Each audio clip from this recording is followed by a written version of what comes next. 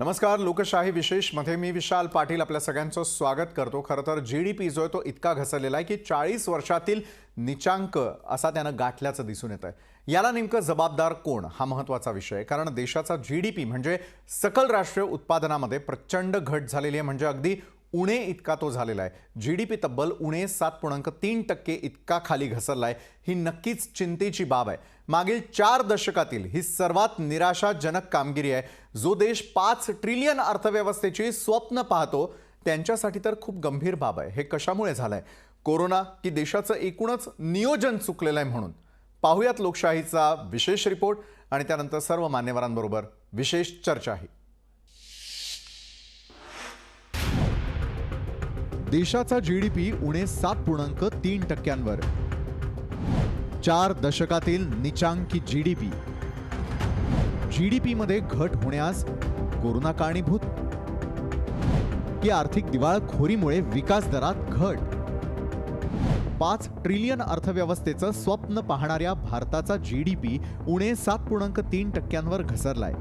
भारतासारख्या विकसनशील देशासाठी हे भूषणावह नाहीये. किंबहुना ही कामगिरी देशाची आर्थिक दिवाळखोरी दर्शवते का असा प्रश्न उपस्थित होतोय. वास्तविक 5 ट्रिलियनची अर्थव्यवस्था करायची असेल तर जीडीपीचा दर 12%हून अधिक हवाय. प्रत्यक्षात जीडीपीचा दर 7 ते 8% दरम्यान होता. आता 2 वर्षांपासून त्यात प्रचंड घट होतीये. गेल्या वर्षी कोविडनं देशात केलेली एंट्री आणि त्यानंतर त्यांचे अर्थव्यवस्थेवर झालेले विपरीत परिणाम पाहता जीडीपीमध्ये घट होणं अपेक्षित होतं. शिवाय या आर्थिक वर्षावरही कोविडचा प्रभाव असल्यानं जीडीपीमध्ये वाढ होणं वर्षभरात शक्य नाहीये. गेल्या वर्षी कोरोनामुळे देशात लॉकडाऊन होता. उद्योग व्यवसाय बंद होते. हळूहळू ते सुरू झाले. लोकांच्या नोकऱ्या गेल्या. अनेक व्यवसाय बंद पडले. परिणामी 2020-21 या आर्थिक वर्षात जीडीपी उणे 7.3वर घसरला. ही देशासाठी चिंतेची बाब आहे. 1979-80 या आर्थिक वर्षात जीडीपी उणे 5.2% होता. तो नीचांक यंदा ब्रेक झालाय. जीडीपीची आकडेवारी प्रत्येक तिमाहीत म्हणजे वर्षातून 4 वेळा जाहीर केली जाते. मात्र मार्च 2020 पासून देशात कोरोनानं कहर केल्यामुळे आणि कोरोनानं यंदाही पिच्छा पुरवल्यानं 4 पैकी 3 जीडीपीचे आकडे उणे होते. 2016 मधील नोटाबंदीचा निर्णय आणि त्यानंतर जीएसटी लागू करण्याचा निर्णय झाल्यानंतर देशाच्या अर्थव्यवस्थेला मोठा झटका बसल्याची टीका वारंवार होत होती. कि बांग्लादेश की इकोनॉमी हिंदुस्तान की इकोनॉमी से आगे कैसे निकल गई.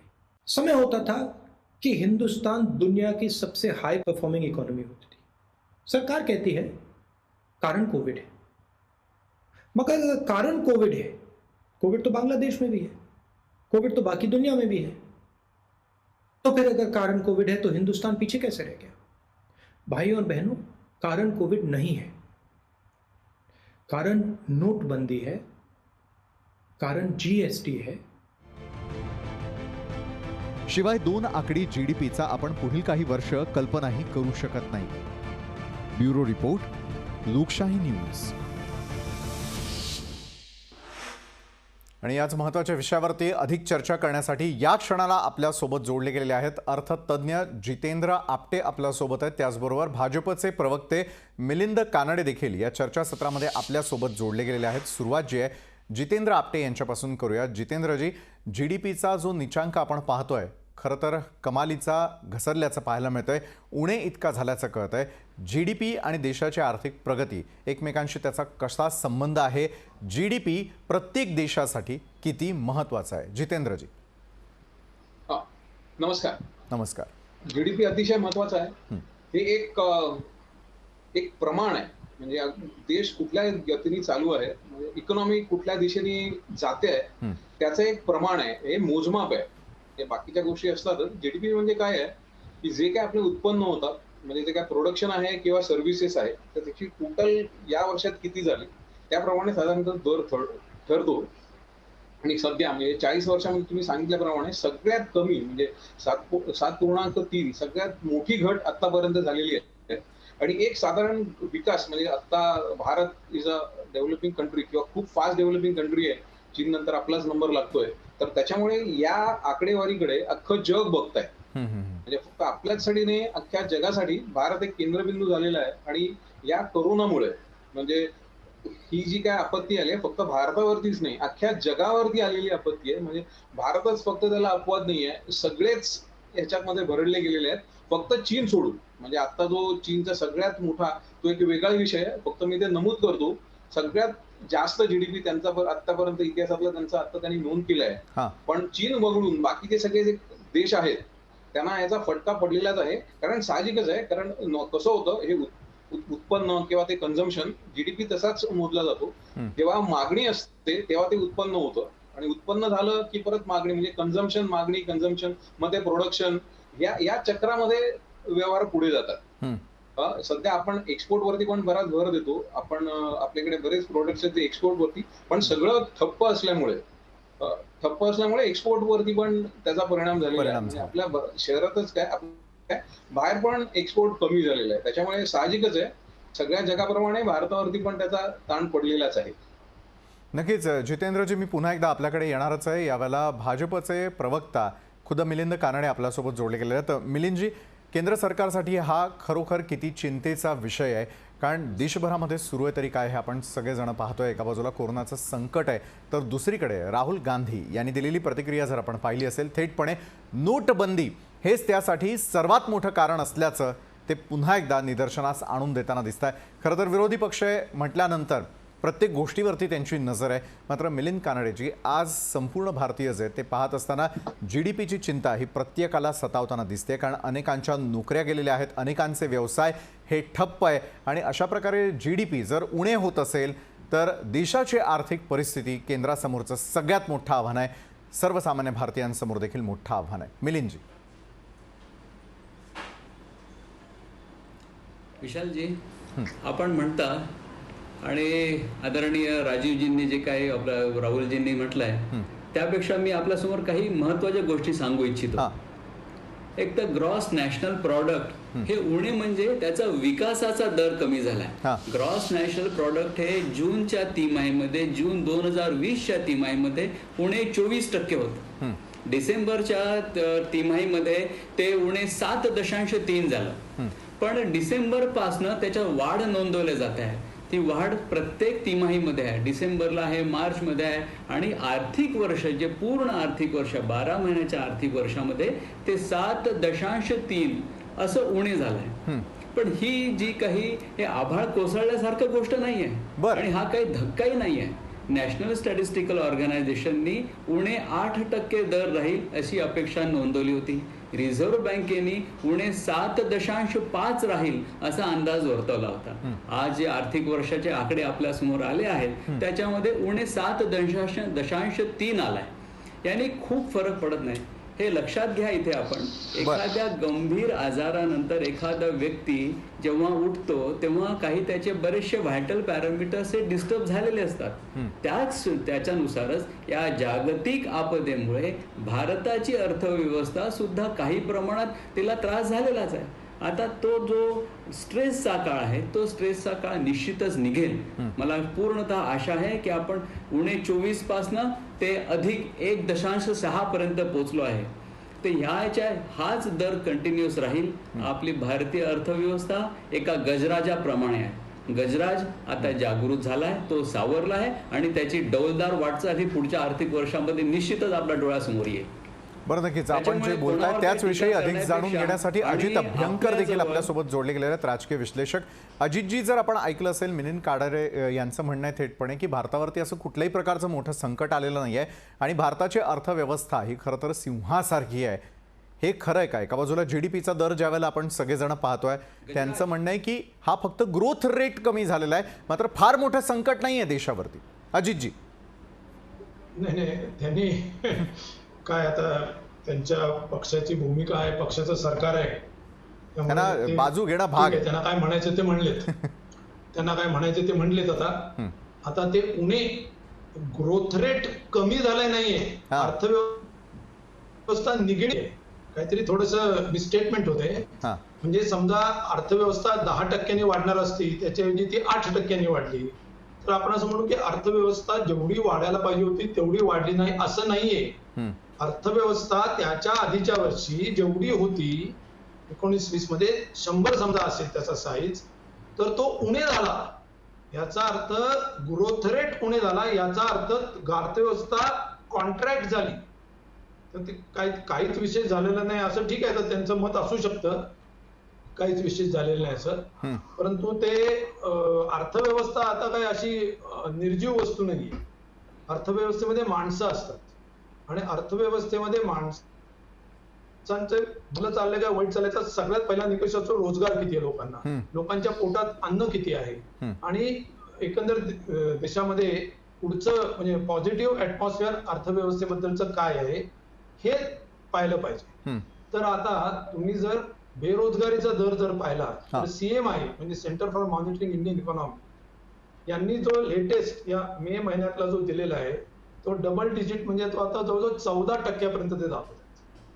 आणि ते सांगतात आपल्याला की हे जागतिक संकट आहे आणि त्याच्यामुळे असा आजारी पडल्यानंतर थोडंसं माणसाचं होणारच. ते आजारी पडण्याच्या आधीचा मी आपल्याला आकडा सांगतो की आजारी पडण्याच्या आधी म्हणजे करोना नावाचा विषय सुद्धा त्यातला उच्चारला जाण्याच्या आधी 6 महिने भारतातला जो बेरोजगारीचा दर होता, ओपन अनएम्प्लॉयमेंटचा दर, हा गेल्या 40 वर्षातला सगळ्यात जास्ती होता करोनातला उच्चारायच्या आधी. तेव्हा भारतामध्ये मंदी ही मोदी सरकारच्या या सगळ्या मिसमॅनेजमेंट मधून ही आर्थिक मंदी ही आधीच यायला लागलेली होती. आता फक्त ते करोनाच्या माग सांगू शकतात की आता करोनामुळे ते झालेलं आहे, पण करोनामुळेच झालेलं, करोनामुळे अजून थोडं जास्त झालंय असं म्हणू, पण करोनामुळेच झालेलं नाही, ते यांचं कर्तृत्व आहे, त्या कर्तृत्वामुळे ते झालेलं आहे. मिलिंद कानडेजी निश्चित याविषयी बोलू इच्छितील. अजितजी मी आपल्याकडे येतो. मिलिंद कानडेजी, आता सत्य तर समोर आहे. खुद्द राजकीय विश्लेषक आणि अर्थतज्ञ अजित अभ्यंकरजी या संदर्भामध्ये बोलताना दिसत आहे. नेहमी देशासमोर वेगळी स्थिती का निर्माण केली जाते? जे आहे ते देशासमोर मांडलं का जात नाही? अनेक अर्थतज्ञ आहे, अनेकांनी देशाच्या अर्थव्यवस्थेच्या बाबतीमध्ये चिंता व्यक्त केलेली आहे. मान्य आहे की एका बाजूला कोरोनासारखी परिस्थिती आहे, मात्र विरोधक जे आरोप करतायत ते कसे खोटे आहेत हे सांगण्याचा अर्थ काय? मिलिंदजी.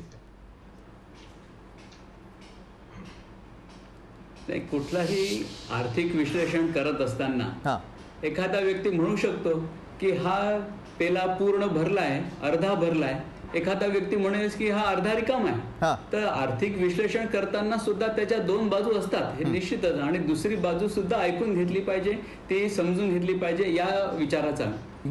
आता अभ्यंकर सरांनी जे म्हटलं त्यानुसार ठीक आहे. बघा, आपण भांडवलवादी अर्थव्यवस्थेचा हिस्सा आहोत, त्याच्यामुळे याच्या भांडवलवादी अर्थव्यवस्थेमध्ये तेजी आणि मंदी असे चक्र हे चालूच राहणार आहे. अर्थव्यवस्थेमध्ये हे येणारच आहे. आता ते मोदी सरकारमुळे आले असं नाही म्हणतायत.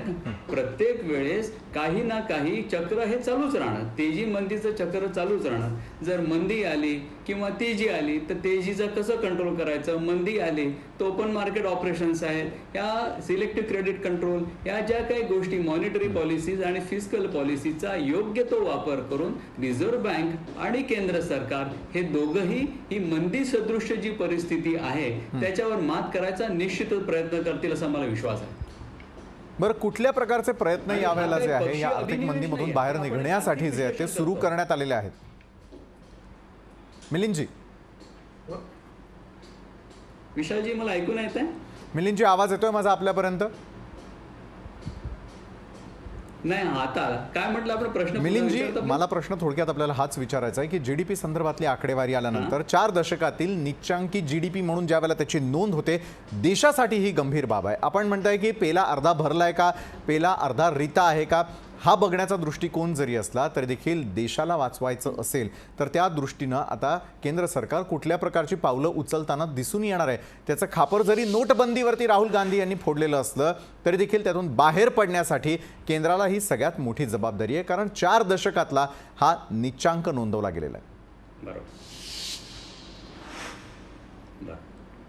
काय असं विशालजी, हा 4 दशकातला निच्चांक आहे जरूर आहे, पण एका शतकात एकदा येणारी महामारी आली आहे, कोरोना आली आहे, आणि अर्थव्यवस्थेवर काय एकच घटक असा ऍक्ट होत नसतो. अर्थव्यवस्थेवर विविध घटकांच्या प्रक्रियेतनं अर्थव्यवस्थेची गती, तेजी किंवा मंदी ठरत असते. तर प्रत्येक वेळेस हे ठीक आहे सांगण्यात येतं की 4 दशकातली ही पहिला निचांक आहे, हो पण यावेळेस हे लक्षात घ्या, एका शतकात येणारी एकदा आलेली महामारी आहे आणि ही महामारी आली तर जागतिक स्तरावर आहे. ही जागतिक आपत्ती नाही, एकट्या भारत देशाचा हा प्रश्न नाही आहे. सगळ्याच अर्थव्यवस्था कोलमडलेल्या असताना भारत देश निश्चितच उणे 24 वरनं जर अधिक 1.6 वर पोहोचत असेल तीन तिमाहीमध्ये, ही निश्चितच चांगली गोष्ट आहे आणि आपण ती उभारी घेतोय.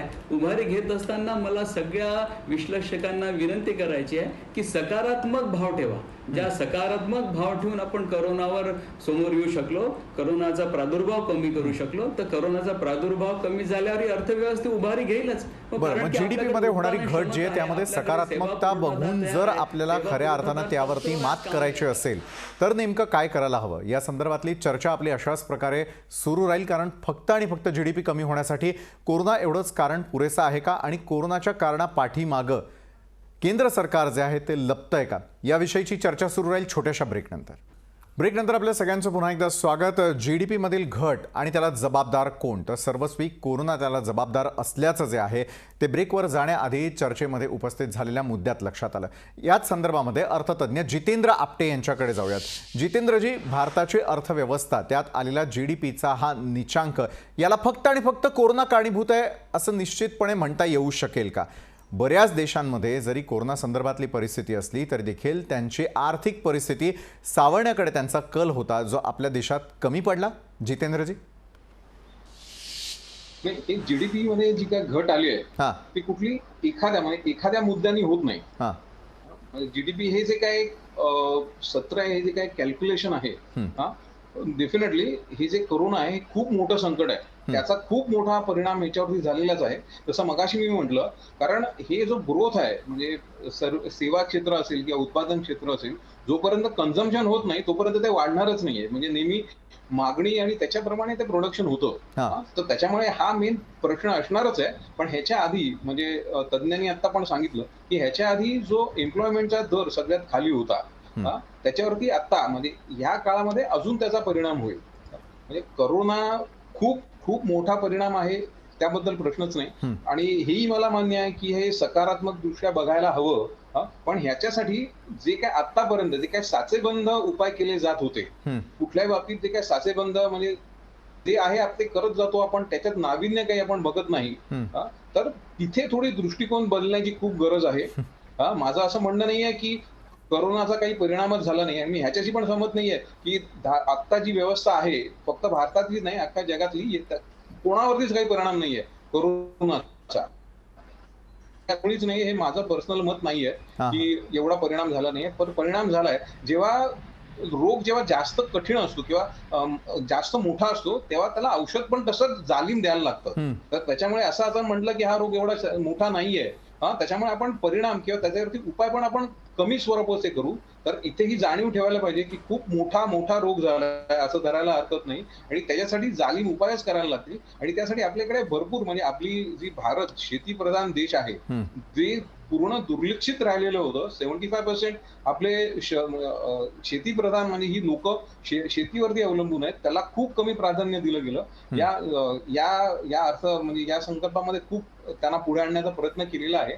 पण इव्हन जग आता आपल्याकडे त्या दृष्टीने बघतोय. म्हणजे नैसर्गिक संपत्ती आणि आपली सगळी व्यवस्था, म्हणजे आपले जे काय पद्धती होत्या, आपले जे काय बाहेर जे आता एक्सपोर्टसाठी पुढे उपयोगाला येतील असे जे काय इम्युनिटी बुस्टर्स जे आहेत, तर ह्या सगळ्या गोष्टी आतापर्यंत खूप दुर्लक्षित झालेल्या होत्या. म्हणजे आपले जे पारंपरिक जे उद्योग होते त्यांच्याकडे दुर्लक्षित झालेलं होतं. आणि आता जगाला कळतंय की भारताची व्यवस्था खूप योग्य होती.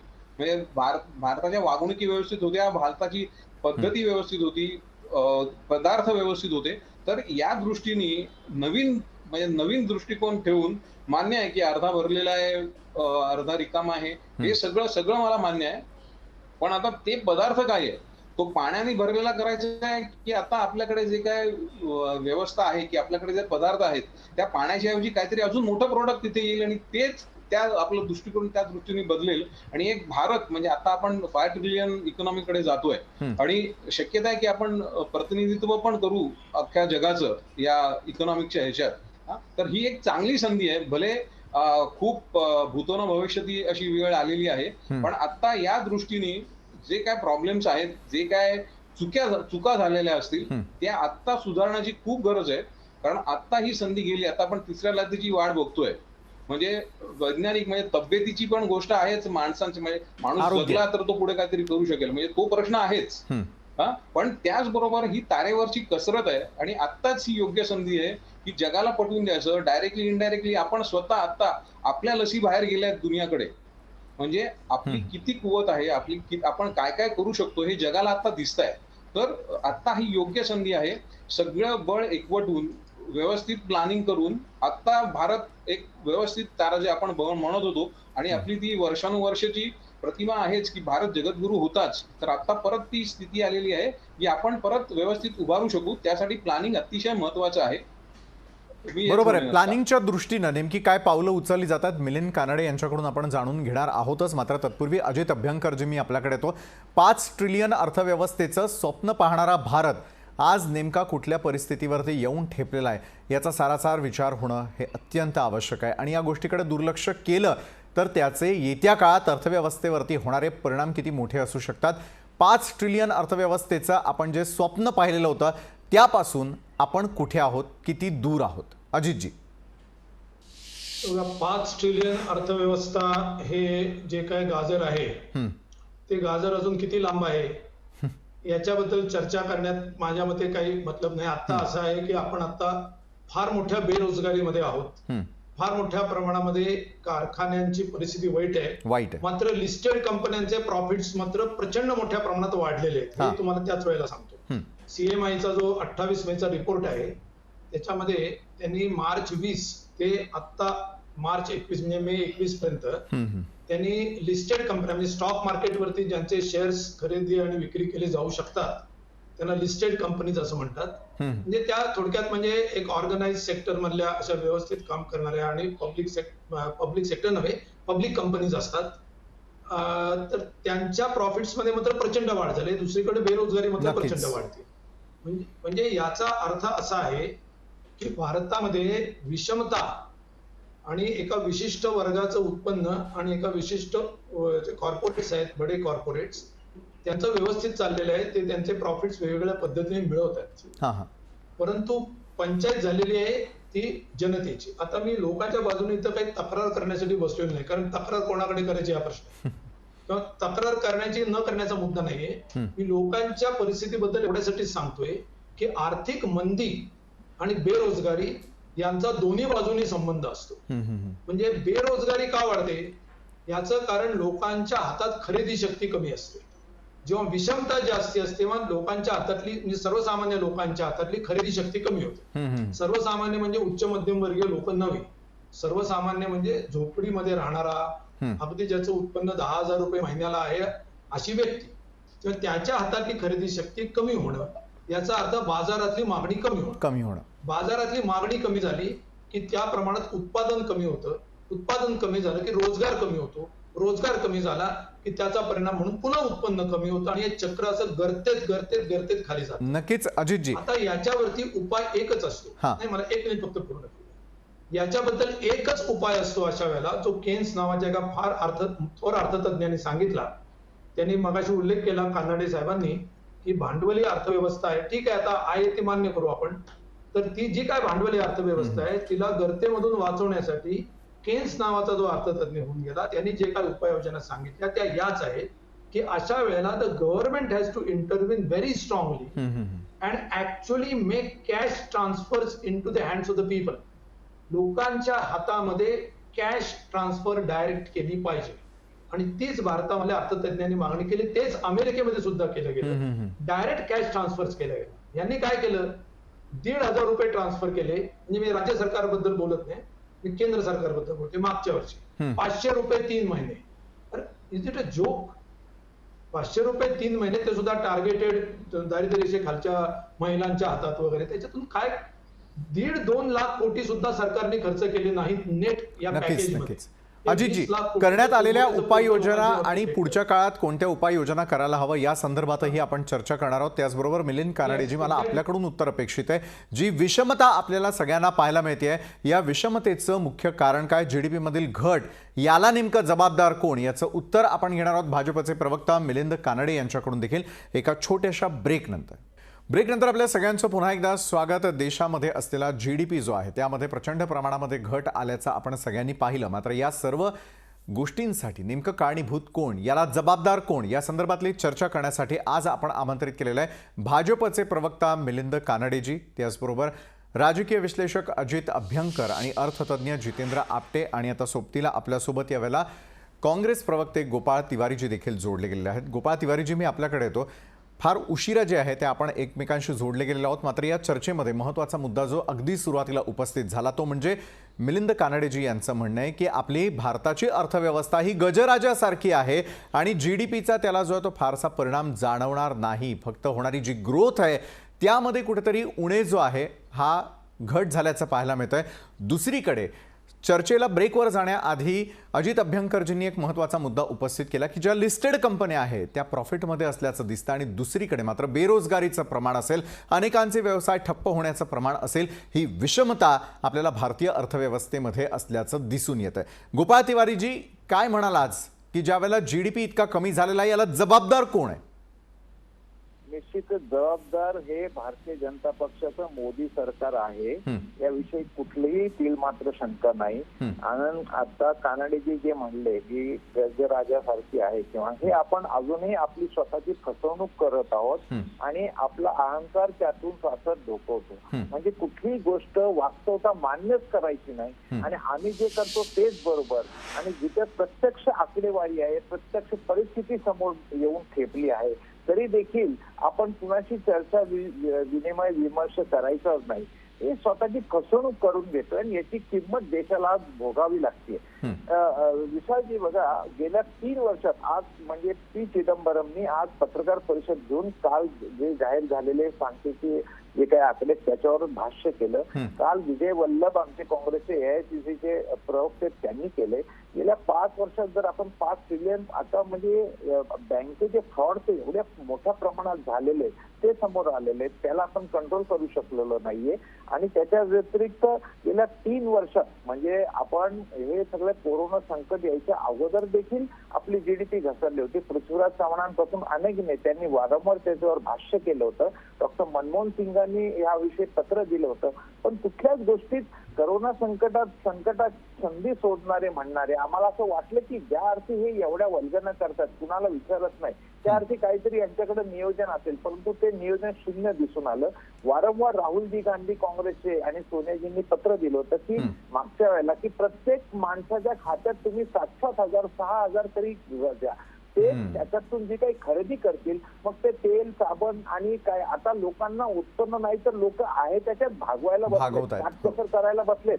अक्षरशः म्हणजे पार्लेच्या बिस्किटचा पुढा छोट्यापासून ते छोट्या छोट्या गोष्टींचं पण उत्पादन होत नाहीये आणि त्यामुळे पार्ले सारख्या छोट्या गोष्टींचे त्याच्यावर देखील परिस्थिती आली की पार्ले सारखा बिस्किटचा पुडा जो 5 रुपयाला गरीबाला आज परवडतो त्याचं उत्पादनच होत नाही. याच्या अर्थी मागणी कमी झालेली आहे आणि एकीकडे मोठे सगळे जे काही आहेत ते सगळे पैसे डुबून बँकेचे बाहेर चाललेले. आता काल आजचा बघा, पी चिदंबरमनी पण त्या ठिकाणी सांगितलं, ते माजी अर्थमंत्री देशाचे, 19-20 मध्ये 2.8 लाख कोटींचं उत्पन्न आपण गमावलं, 20-21 मध्ये 11 लाख कोटींचं उत्पन्न गमावलं आणि 3 वर्षात साधारण 20 लाख कोटींचा फटका आपल्याला बसतोय. तरी आपण आणि मागच्याला 20 लाख कोटींचं आपण कशो पॅकेज दिलं या कोरोना पॅन्डेमिक मध्ये, त्याच्यात हार्डली 2.25 कोटी प्रत्यक्ष उपयोगात आले. बाकीचे काय तर तुम्ही मॉलमध्ये जा, खरेदी करा, त्याच्यात जा, त्याच्यातनं तुम्हाला जे काय मिळेल ते, म्हणजे हे सगळ्या गोष्टी नंतर त्याच्यात कर्ज घ्या, म्हणजे ते कुठली नक्कीच. गोपाळ तिवारीजी, याचं उत्तर आपल्याला मिलिंद कानडे निश्चितच देतील. मिलिंदजी, मला सांगा, आपण नेमकी कोणाची फसवणूक करतोय, कोणाचे धूळफेक करतो आहोत, विषमतेकडे आपलं दुर्लक्ष का होताना दिसतंय आणि दुसरीकडे क्रयशक्ती वाढवण्यासाठीचे कमी होणारे परिणाम, अखेर जीडीपी जो आहे त्यात घट आल्याचं स्पष्टपणे दिसून येतंय. मिलिंदजी, आपण कोणाची फसवणूक करतोय? एक तर मी संघानं सांगू इच्छितो, याच्यात फसवणूक नाहीये, बर कसल्याही प्रकारची फसवणूक नाहीये. आपल्यासारखं इतकं ओपननेस असलेलं राष्ट्र जगात दुसरीकडे कुठेही शोधून सापडणार नाही. आपल्याकडे कुठेही खुट्ट झालं तर आपल्याकडच्या सगळ्या प्रसिद्धी माध्यमांवर ते चित्रित केलं जातं. त्याच्यामुळे कुण्या फसवणुकीचा तर प्रश्नच नाही. मी इथे त्याच्या मुळाशी जाऊन काय प्रॉब्लेम आहे हे सांगायचा प्रयत्न करतो. कृपा करून मला 2 मिनिटाचा वेळ द्या, मी त्या 2 मिनिटात सांगायचा प्रयत्न करतो. मिलिंदजी, आपल्याकडे वेळ फार कमी आणि प्रश्न अनेक उपस्थित झालेले आहेत, त्यामुळे जितकं लवकर उत्तर देता येण्यास शक्य तितकं दिलं तर बरं होईल. म्हणून मी आपल्याकडनं परवानगी मागितली. बोला. कृषी क्षेत्र, सेवा क्षेत्र आणि वस्तू क्षेत्र, या वस्तू क्षेत्रामध्ये उपभोगाच्या वस्तू आणि भांडवली वस्तू ह्या 2चं उत्पादन होत असतं. सध्या फक्त ज्या उपभोगाच्या वस्तू आहेत त्याच फक्त वापरल्या जातात, त्या कन्झ्युमेबल्स आहेत. भांडवली क्षेत्रातल्या वस्तूंचा वापर थांबला आहे, कारण की पूर्ण भारतभर टाळेबंदी होती. आता टाळेबंदी जशी जशी शिथिल होते आहे तसं तसं भांडवली वस्तूंचं उत्पादन वाढेल. भांडवली वस्तूंचं उत्पादन वाढलं की त्याचं कन्झम्पशन होईल, त्या वस्तूंचा वापर केला जाईल. जर भांडवली वस्तूंचा वापर वाढला तर स्वाभाविकरित्या रोजगार प्राप्त होईल. पूर्ण रोजगाराची प्राप्ती होऊ शकणार नाही. मी हे मान्य करतो की अर्थशास्त्रामध्ये पूर्ण रोजगाराची अवस्था ही आयडियल पोझिशन आहे, ती येणं शक्य नाही. पण नक्कीच भांडवली वस्तूंचा वापर वाढला की रोजगार निर्मिती होईल आणि रोजगारात वाढ होईल. इथे कोणाचाही फसवणूक करायचं काय उद्देश आहे? काहीच नाही, फसवणूक नाही.